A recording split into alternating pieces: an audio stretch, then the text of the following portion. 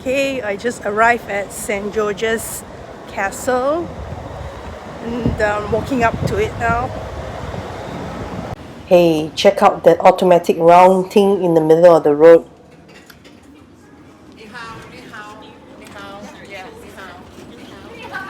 Hello, you think everyone that looks like me speaks Mandarin?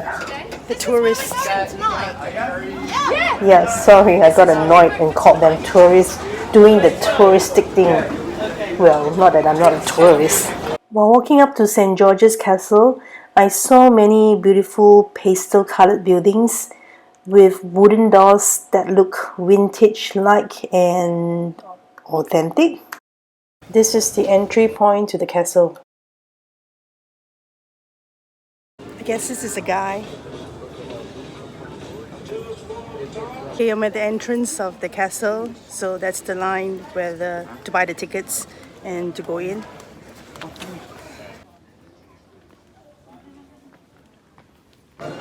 I'm not going in there, it's too long. So rather than going to the castle, I was actually more interested in checking out the buildings and the whole touristic environment in this area. So I find it interesting that the bakeries in Lisbon has created their own niche bakery or pastry products. For example, you see this codfish pastry here with cheese tinged in port wine. And in Santo Antonio restaurant, you have croissant in port wine too.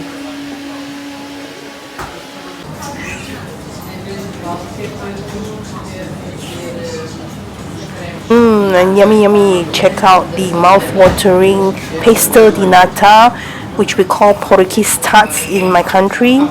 They're just like fresh out from the oven. And geez, look at this marketing strategy. Eat a custard tart and ask Santo Antonio for a miracle.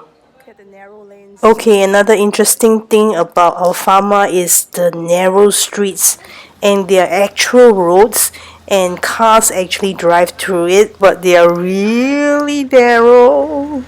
I mean, look at that.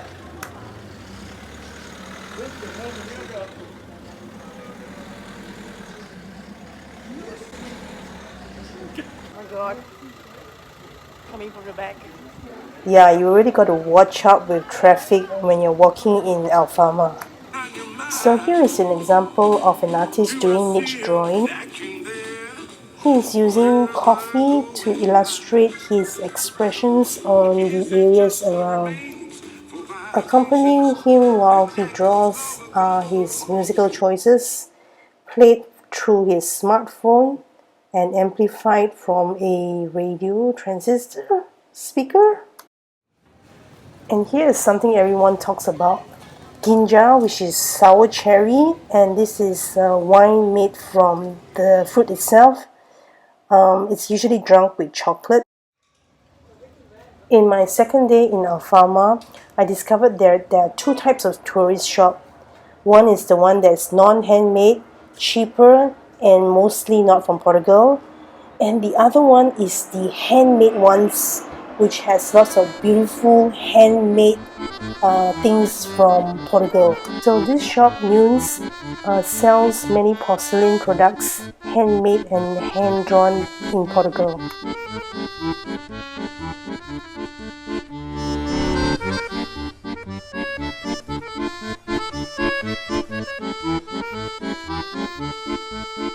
I bought two of this because I really liked the tinted cross and bell chimes attached to it.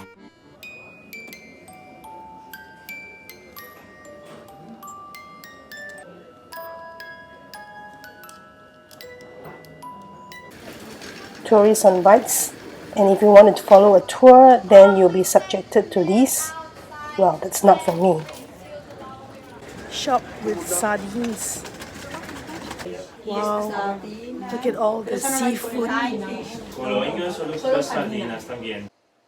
Here you have mackerel and tuna in olive oil. Squid, sardines and sea bass in olive oil. Sardines, smoked mussels and squids. Voila! Sardines, salmon, sea bass, squids, trout. What else? Smoked mussels. Walking out of San Jorge's Castle, I saw many restaurants with live fado music at night. Wow, see the narrow flights of stairs and pathways. And amazing, each building has their own unique design tiles.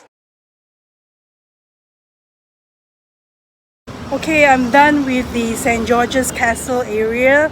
I'm heading to the Lisbon Cathedral now. This church was built in the 15th century, and only the portal of the church survived the 1755 earthquake. So the portal is designed from Manueline architecture and is carved with motifs of angels, armillary spears, flowers, and the cross of the Order of Christ. Santo Antonio of Padua is revered as a matchmaker, protector of young brides, and the patron saint of lost and found. I guess you could light a candle and make a wish.